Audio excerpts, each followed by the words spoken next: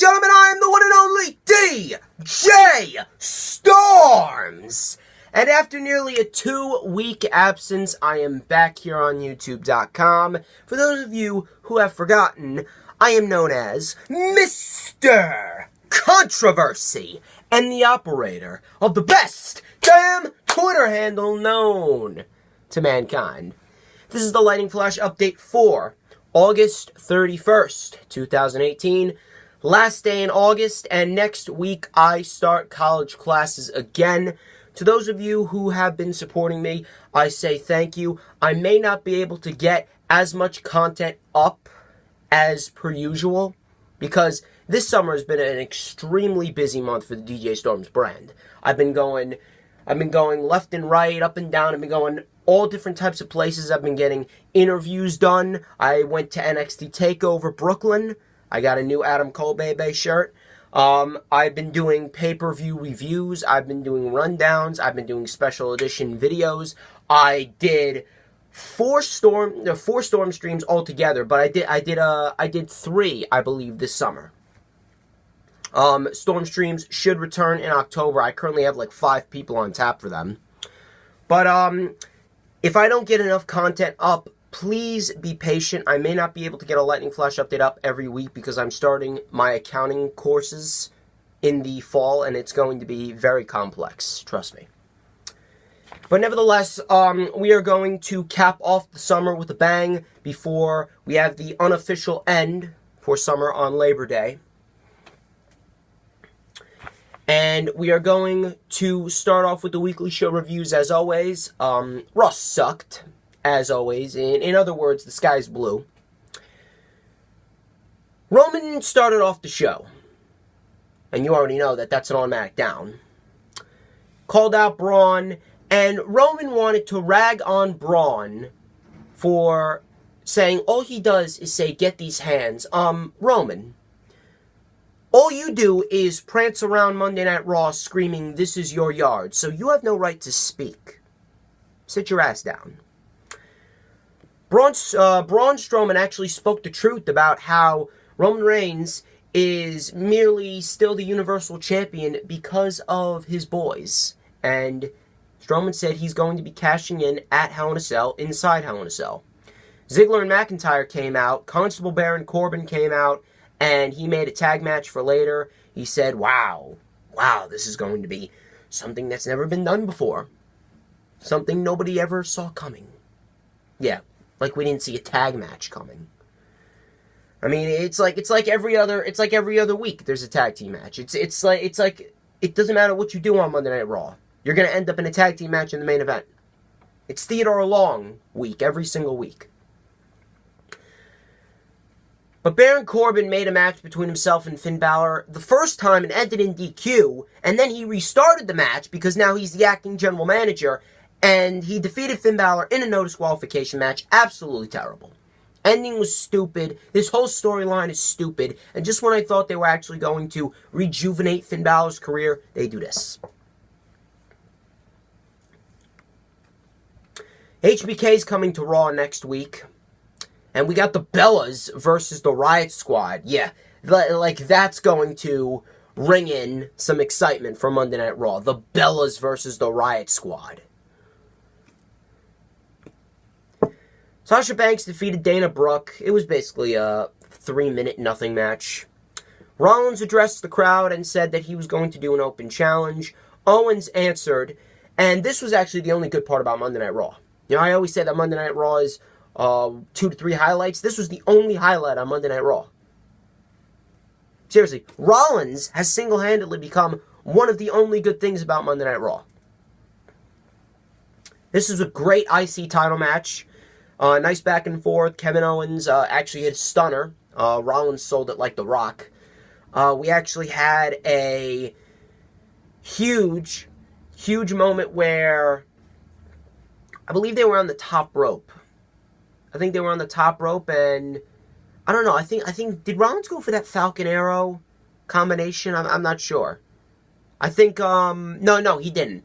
KO had Rollins in position for that springboard moonsault combination. He missed, and he caught the stomp. And Rollins defeated KO. Afterwards, KO quit. Sat in the ring in a chair and said, "I quit." And I do actually have some news on why they are going through with this storyline with Kevin Owens, which I will talk about later. The Revival defeated the B Team. The match was terrible. The match was absolutely terrible. I mean, there's nothing entertaining about the B Team whatsoever. And the Revival, they don't have good baby faces to work with. But afterwards, the Revival took the mic, and they ranted and raved on the B Team, saying that the tag team division on Monday Night Raw is terrible. I think that creative knows that too, and that's why they scripted the Revival to say it. We got the Revival versus the B Team for the Raw Tag Team titles. Give the damn Revival the titles. Give the damn Revival the titles before this division gets even worse. I don't even understand how it could get worse than it already is, but just give the Revival the titles. Please. Just give the Revival the titles. I'm going to be honest. I actually tapped out of Raw at this point. It was about 10 o'clock, and I decided, you know what? I ain't watching the rest of this show. I'm going to bed. I was exhausted. I was tired. I came back from vacation, and all I wanted to do was relax. I had to get up for work early on Sunday, so I didn't really get that much sleep. So I just decided to tap out. But apparently, Elias got interrupted by Trish Stratus to hype up her match against Alexa Bliss. We all know that match is going to suck, because when was the last time Alexa Bliss actually had a good match? Natalya defeated Alicia Fox, and Braun Strowman, Dolph Ziggler, and McIntyre, they beat down the Shield in the main event. So, I just tweeted out that Strowman better win. Strowman better win the Universal title at Hell in a Cell. I really don't understand how WWE could keep the title on Roman Reigns. There's no value in him. There's absolutely no value in him as a babyface. And now he's supposed to go into a main event at WrestleMania 35 against The Rock for the Universal title. You're going to have The Rock win the Royal Rumble and challenge Roman Reigns for the Universal Championship? We got to endure. We have to endure 8 more months of Roman Reigns and possibly more as Universal Champion, because there's no way that The Rock is going to win the Universal Championship should that match take place. God, I hope it doesn't. But aside from the IC title match, Raw was terrible. Raw was terrible as per usual. You know, it feels like this has been the formula for the entire summer. Raw sucks, and then SmackDown, 205 Live, and NXT are decent to great shows. That's been the entire case for the entire summer. If they have taken Monday Night Raw off of the weekly shows for WWE, I think we would have been calling this a great summer for WWE. Because SmackDown, 205 Live, and NXT have all been doing very well. And SmackDown Live continued to do well. I don't know what happened, but apparently I actually received some news that Vince McMahon actually gave Triple H more control over SmackDown Live, which is why it's been so good as of lately. Ever since after Backlash, SmackDown Live has been kicking ass as of lately. And it continued. We had the New Day celebration, and King Booker is back. Hear ye, hear ye. So, he was like giving Kofi and Xavier, Kofi the Brave, and Xavier the Wise, and he just calls Big E, Big E. You know, let me tell you something. The New Day may be getting a little old, maybe getting a little tired in their gimmick, but you have to admit, when the New Day want to be entertaining, they are entertaining. And this whole segment with King Booker was very entertaining. He was welcoming them to the 5-time Champions Club, and then he did the Royal Spinneroonie. Booker T on commentary is terrible, but Booker T as an in-ring performer and as an entertainer, especially as King Booker, Booker T's funny as hell. He really is. Then we moved into the triple threat tag team match between the Bar, the Colognes, and the Club, and I actually like that they're starting to use the tag teams on SmackDown Live a little bit more, and they're actually booking the tag team division on SmackDown Live a little bit better than Monday Night Raw. They're giving new teams opportunities. Now, this was a good match for what it was. I was expecting either the Bar or the Club to win. The Colognes were merely there to enhance the match, and the match wasn't bad at all. We had Carl Anderson and Luke Gallows going for a Magic Killer, but I think it was Primo hit a backstabber on Carl Anderson, then hit a double backstabber on Luke Gallows. Cesaro came in, he uppercutted Epico. Sheamus bro-kicked Primo on the outside, and the Bar advanced. So, next week, we got Sanity versus Rusev Day versus the Usos. I'm actually going to call either Sanity or Rusev Day to win that one. Sanity because they really deserve a prime spot, especially in a tag team title match on Hell in a Cell, if they do get that spot. And Rusev Day, I actually think it might be Rusev Day because they're going to continue the dissension of Rusev Day. And Rusev Day is going to defeat the Bar. We're going to have Rusev Day versus the New Day at Hell in a Cell. And Rusev Day could lose, and that's when Rusev turns on Aiden English. They could go that route. I really wouldn't mind that. It's actually a pretty interesting route to go. Jeff Hardy addressed Randy Orton. He called him out after he showcased the replay of Jeff Hardy hitting a Swanton Bomb through the table on Randy Orton last week.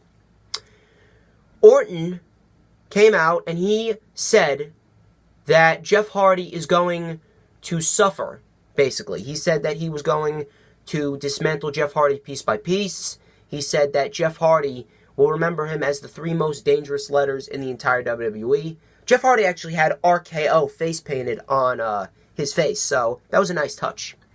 But Jeff Hardy challenged Randy Orton to a Hell in a Cell match, and the match was confirmed. Smackdown Live, again, doing great things. They got a lot of great feuds and storylines that are extremely intriguing. We got Hardy and Orton, we got Bryan and Miz, we got AJ and Joe. We had Billie Kay defeating Naomi. This was really the only thing that you could have skipped over. No one really cared about this match. It was a 3-minute match that ended with a roll-up. Billie Kay defeated Naomi. You know something? I just need to address this. It took a comment from Dave Meltzer that was completely blown out of proportion to give Billie Kay and Peyton Royce a sense of relevancy on SmackDown Live. Think about that for a minute. They were nothing but glorified jobbers before this whole comment with Dave Meltzer came out. And everyone blew it out of proportion. Everybody thought it was the end of the world. And everybody thought that Dave Meltzer was being an asshole. But in reality, it was just another case of people being way too sensitive. And that is what gave the WWE the motive to push Billie Kay and Peyton Royce and actually give them some wins. I mean, I'm all for Billie Kay and Peyton Royce getting pushed because I think they got a lot of potential, but you're going to push them over a blown out of proportion comment from a wrestling analyst?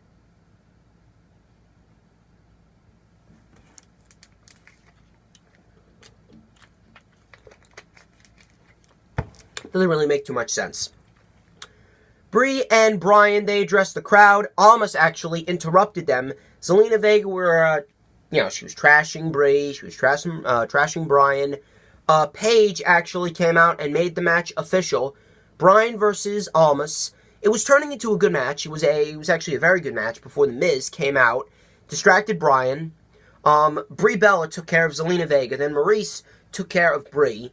The Miz caused the DQ, and Almas and The Miz beat down Daniel Bryan, and Zelina Vega and Maurice beat down Brie. Daniel Bryan actually put the yes lock. Miz actually put the yes lock on Daniel Bryan,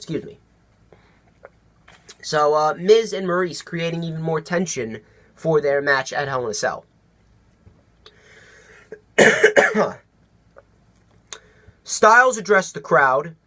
He called out Joe. Joe was shown in the parking lot, and he called Styles' wife. He was like, "Hey, Wendy, why don't we make plans for a barbecue at Outback Steakhouse?"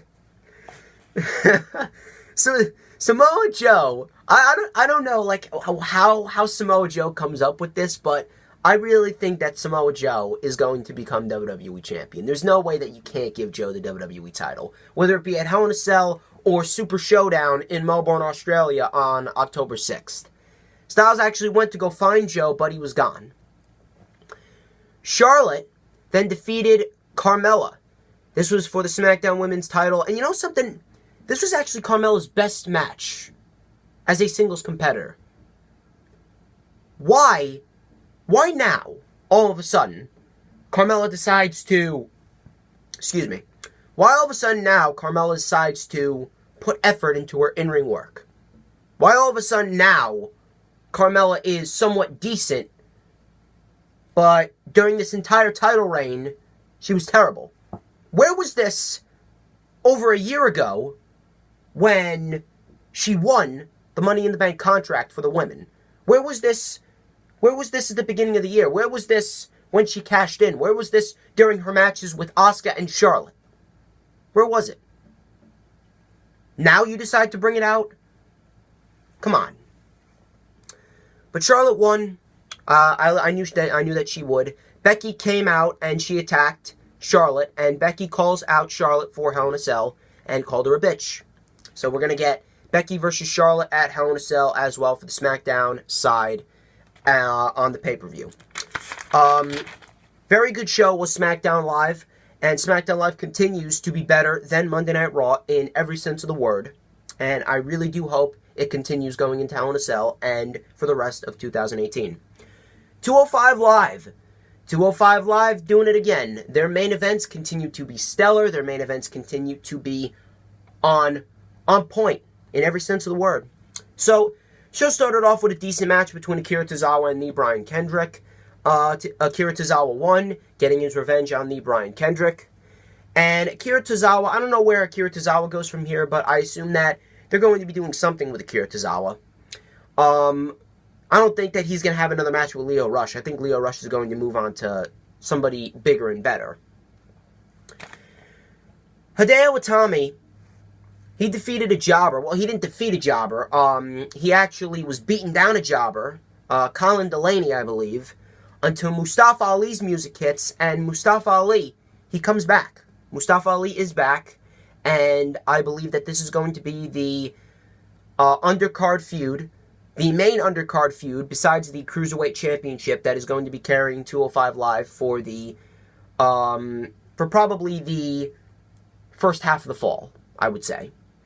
Mustafa Ali and Hideo Itami, they put on a great match in the past before, and I think that they could very well do it again.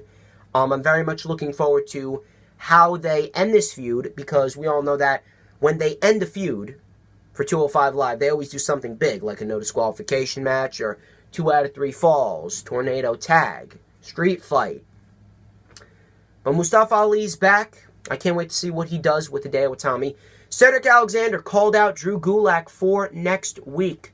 So we should get a rather interesting conversation and confrontation with Drew Gulak and Cedric Alexander next week. Buddy Murphy versus Callisto. This match was absolutely phenomenal. This match was actually better than their first match. And I actually tweeted this out after 205 Live was over. Buddy Murphy's work over the last 7 months has been better than everything that Roman Reigns has done since he began his singles career. And that's the truth. Buddy Murphy has been putting on Match of the Year candidate after Match of the Year candidate on 205 Live since his debut. Look at the matches that he's had with the likes of Callisto, Cedric, Mustafa, Lucha House Party with Tony Nese. This match was no different. I didn't think that they were going to top their first match, because their first match was really something special.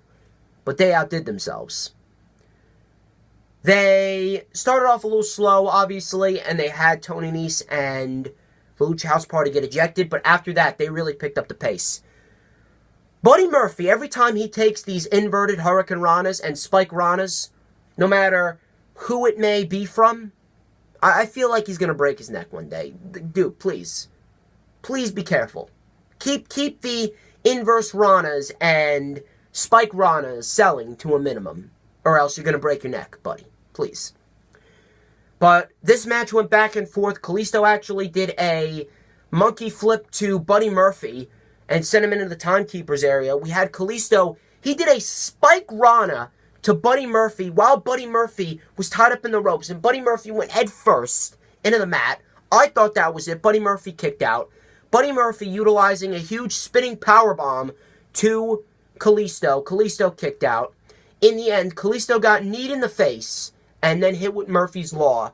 And Buddy Murphy defeats Callisto in probably the match of the week, right next to the Intercontinental Championship match.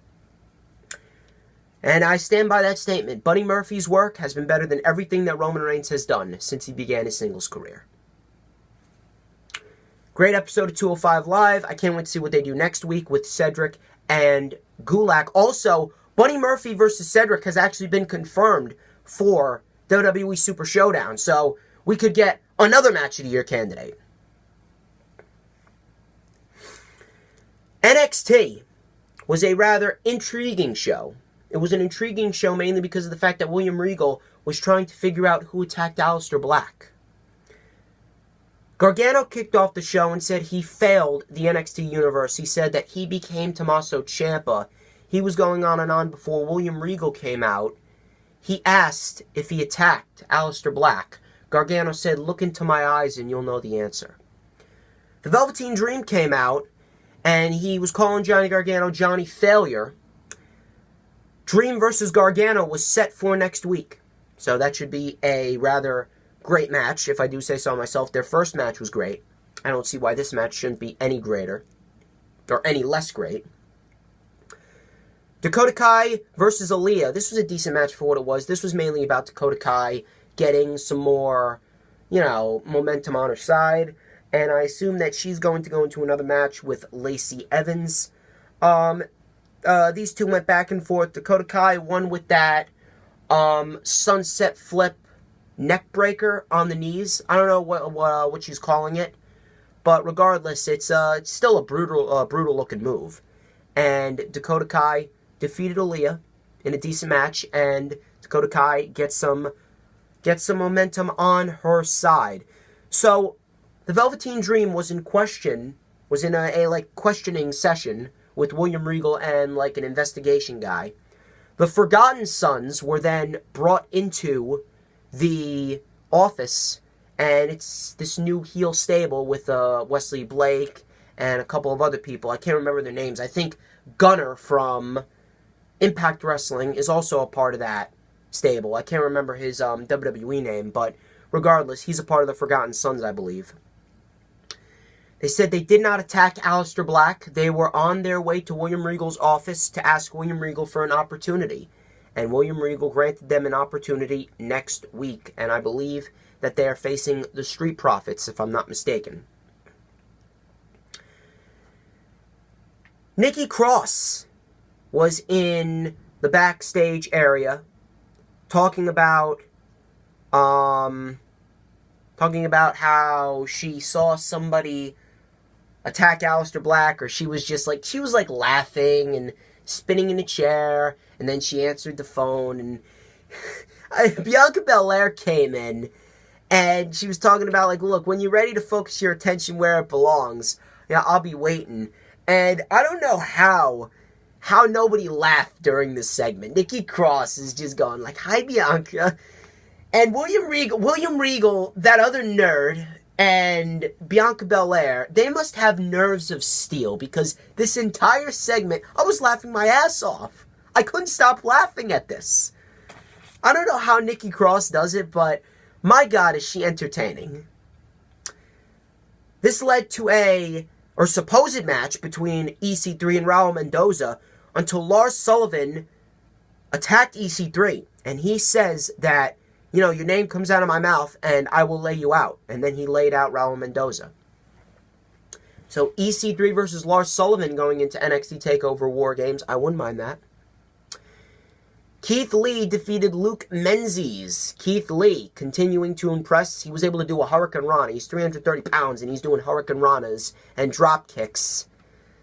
So, Keith Lee, again, he's going to be something special. He won with the sit-out last ride powerbomb. And Keith Lee is quickly establishing himself as a force to be reckoned with. Oney Lorcan and Danny Burch will be returning in 2 weeks, and next week we got a Kairi Sane NXT Women's Championship celebration. So we got some good stuff to look forward to in NXT. Adam Cole and Roderick Strong defeated Ricochet and Pete Dunne. This was a great match, actually. And obviously Adam Cole and the Undisputed Era getting some momentum back on their side. Adam Cole, I think he was on the outside and he pulled Roderick Strong out of the way. Ricochet accidentally took out Pete Dunne, and Adam Cole capitalized. And he hit the last shot on Pete Dunne for the win. And then as they were taken out, Ricochet and Dunne, the War Raiders, came out to make the save.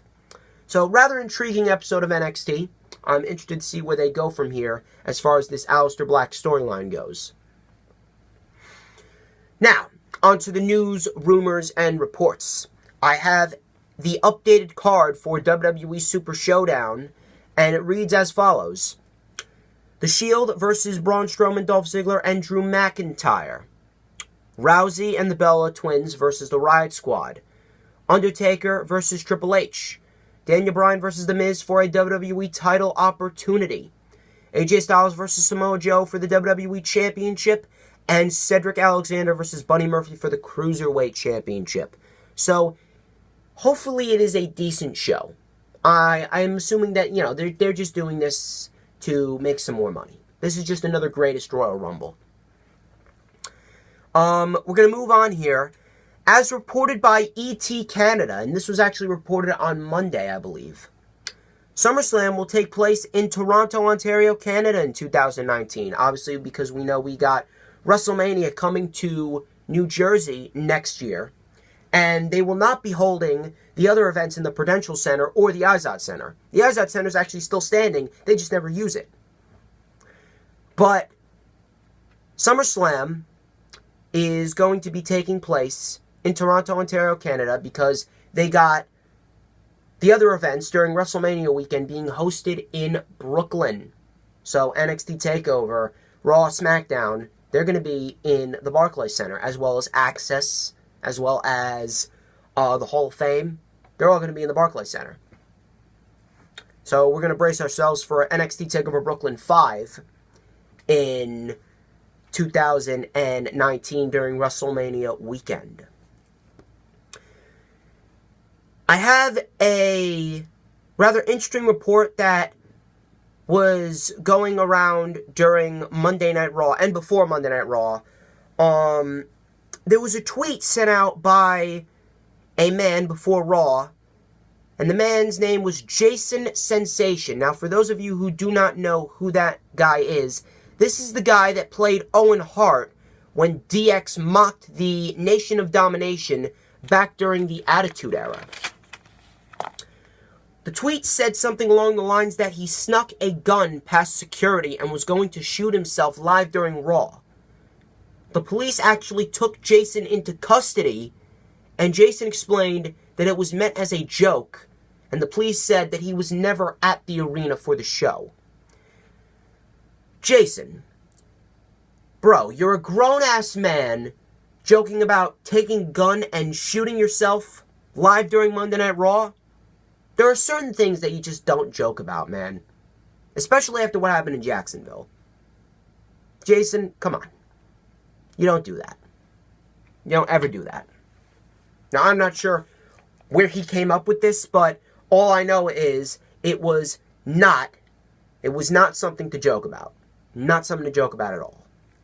You don't joke about killing yourself on live television. You just don't do that. There's just some things that you just don't joke about, and that's one of them.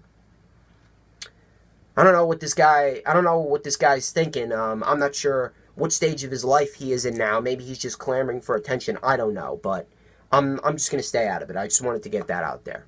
Don't ever joke about killing yourself on live TV or in general.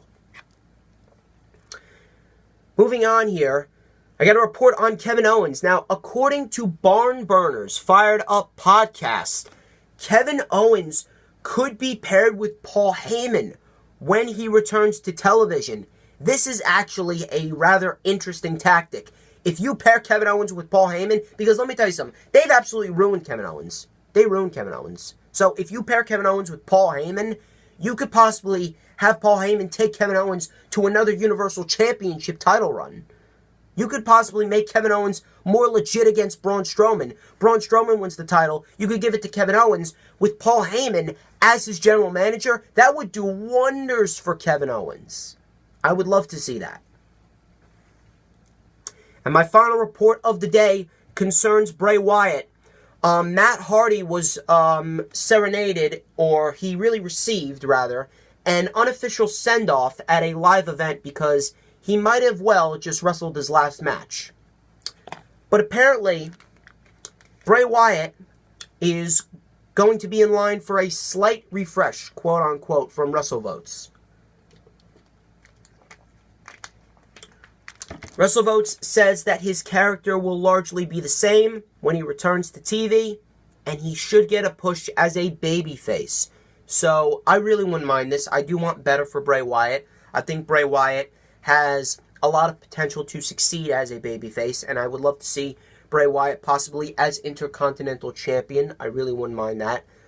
Bray Wyatt has really been vastly underutilized, and I think that they could really put Bray Wyatt back on the map if they put him in line for a babyface Intercontinental Championship title run. That's just me, but I think that would be a rather good move for Bray Wyatt's career. And ladies and gentlemen, that wraps up this edition of the Lightning Flash Update. I would like to thank each and every single one of you who tuned into this video. Do not forget to like, comment, subscribe. Do not forget to follow me on Instagram and Twitter at TheDJStorms. Shout out to Wrestling Express. Go follow them on Twitter at WExpressNation. And the group, join the group, not the fan page, on Facebook. Obviously, Wrestling Express. Shout out to Tommy McGrogan and Glenn Davidson. They actually took part in an interview segment before NXT TakeOver Brooklyn, if you want to go check that out. And also, WrestleMania 2.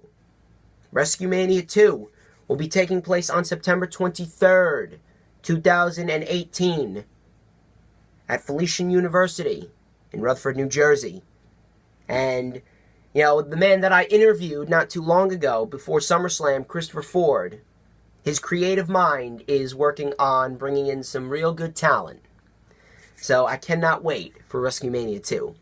And ladies and gentlemen, I'm DJ Storms. This has been the Lightning Flash Update. You have a great weekend, and I will catch you next week.